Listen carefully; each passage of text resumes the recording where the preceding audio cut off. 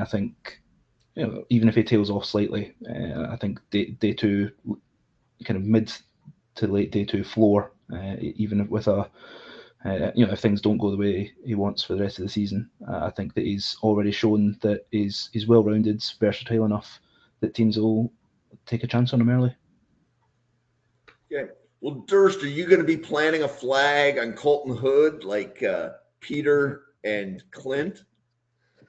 So yeah. I mean, so he would be my number one of this group, and probably the number one that I've watched so far, but of of these 2 weeks. But I would say that Devin Moore is probably the traits player, like the highest traits, and then Colton Hoods has the highest skills.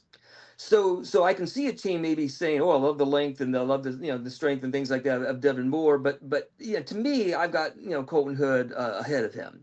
So unlike some of these guys who need a better end of the season, as Clint was talking about, this is a guy started off red hot. Now, unfortunately, I did not start off with his Syracuse game. I started off with his Arkansas game. So I was putting down some things like does not get your head turned around quickly enough to play the ball and running vertically. Yeah, I would say that the games I saw, which was Georgia, Arkansas, and Syracuse, the Arkansas probably was the worst game. Of course, it was the one he just played. But then I started watching the other games, and that's when I really got turned on to him. So, basically checks all the boxes in terms of size, frame, and arm length. He's got ball production.